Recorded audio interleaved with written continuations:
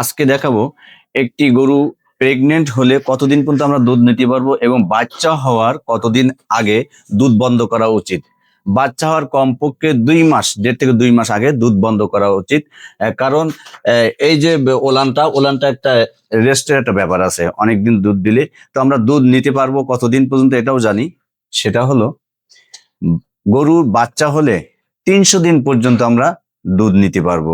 এরপর আর দুধ বন্ধ করতে হবে। এবং সেই দুধ বন্ধ করার সিস্টেম কি, অর্থাৎ এগারোটা প্রেগনেন্ট আজকে 7 মাস, কি আর 7 মাস 20 দিন, 7 মাস 20 দিন, অর্থাৎ 7.5 মাস হয়ে গেছে। তাহলে বাচ্চা দেওয়ার আর 1.5 মাস অথবা 2 মাস প্রায় টাইম রয়েছে।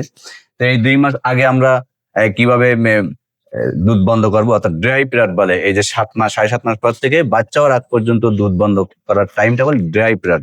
এই ড্রাই পিরিয়ডে আমরা কিভাবে দুধ বন্ধ করব এটা আজকে জানাবো।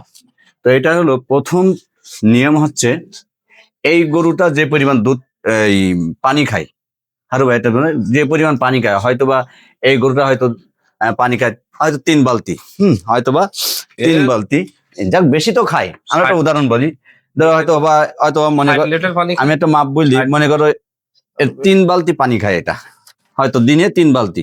তাহলে প্রথম দিন থেকে আমরা যেদিন দুধ বন্ধ করার সিস্টেম, প্রথম দিন থেকে 3 বালতির থেকে দুধ পানি খাওয়াবো সারাদিন 2 বালতি। 1 বালতি, তার মানে যে পরিমাণ পানি খায় তার 3 ভাগের 2 ভাগ, 1 ভাগ থাকবে না। দ্বিতীয় দিন যে পরিমাণ পানি খায় তার 2 ভাগ বাদ দেবো, 1 ভাগ। বোঝা গেছে কি? দ্বিতীয় দিন, 3 দিনের দিন একদম পানি খাতে দেবো না, একদম নিরামিষ। কিন্তু ভুট্টা ভুষি সব খাবে, হ্যাঁ মশলা সব খাবে। তাই 3 দিন পানি বন্ধ, দুধ কিন্তু দুধই হবে, এরকমই। চতুর্থ দিনের দিন আবার কিন্তু দুধ এই পানি খাওয়ানো শুরু করতে হবে। প্রথম ওই 3 ভাগের 1 ভাগ খাবে, চতুর্থ দিন 3 ভাগের 1 ভাগ পানি খাবে, মানে 20 লিটার। হ্যাঁ, তারপরে 60 থেকে 20 খাওয়াবো। দ্বিতীয় দিন আবার আরেক ভাগ খাবে, 40। তারপরের দিন আরেক ভাগ খাবে। তার মানে যদি হ্যাঁ এই 3 বালতি পানি খায়, নিয়ম হলো প্রথম দিন যখন দুধ বন্ধ করার সিস্টেম করবো, যদি এই 3 বালতি পানি খায় তাহলে প্রথম দিন দেবো 2 বালতি, দ্বিতীয় দিনই 1 বালতি কমাই দেবো, খাওয়াবো 1 বালতি। 3 দিনের দিন মোটে আর দেবো না, দুধ কিন্তু মানে একদিন একদম ফুল মাইনাস, হ্যাঁ মাইনাস।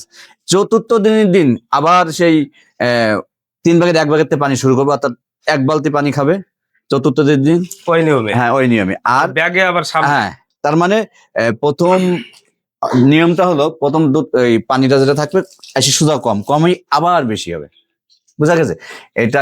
এই সিস্টেম যদি আমরা মেনটেন করি, একসময় দেখা যায় খুব তাড়াতাড়ি দুধটা কমে যায়। তো একটা জিনিস মনে করতে হবে, আমরা যে 3 দিনের দিন যে পানি বন্ধ করে দিচ্ছি, ওই সময় কিন্তু দুধ যদি ঠিক থাকে তাহলে ঘাসও দেওয়া যাবে না। কারণ হলো ঘাসে চাপ থাকলে ঘাস দেওয়া যাবে না, কারণ হলো ঘাসে হচ্ছে 90% পানি থাকে। 10 কেজি ঘাসে প্রায় 9 কেজির মতন পানি, তাহলে সে তো পানি পেয়ে যাচ্ছে।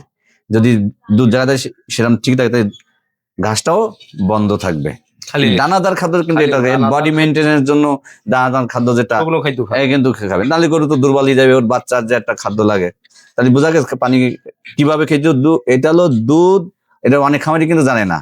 হ্যাঁ, যে আসলে কি অনেকে কি করে, হারু ভাই এটাও তোমরা করে কিনা, যে দুধ আছে তাহলে আজ দোয়া বন্ধ করে রাখা হয় কিনা, এরকম মানুষ দোয়া বন্ধ রাখি দেখি কি হয়। কিন্তু এই দুধ দোনা আবার একেবারে বন্ধ করলি তখন দুধের অনেক সমস্যা হয়, ওলানে ম্যাস্টাইটিস হয়, ওই দুধটা জমে ওখানে ইনফেকশন তৈরি হয়, এরকম কিন্তু হয়, দুধ ছানা হয়ে যায়।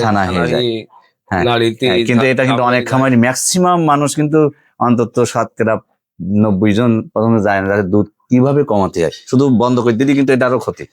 তো আমরা এই দুধ দহনের যে সিস্টেমটা আজকে জানলাম, এইভাবে আমরা মেনে চলবো ইনশাল্লাহ। আসলে এইভাবে মেনে চললে দুধ কমানো, যে ড্রাই পিরিয়ড, যেটা বাচ্চা হওয়ার 2 মাস বা 1.5 মাস আগে যে আমরা দুধ বন্ধ করবো, এই পদ্ধতি করলে ভালো হবে ইনশাল্লাহ। আসসালামু আলাইকুম।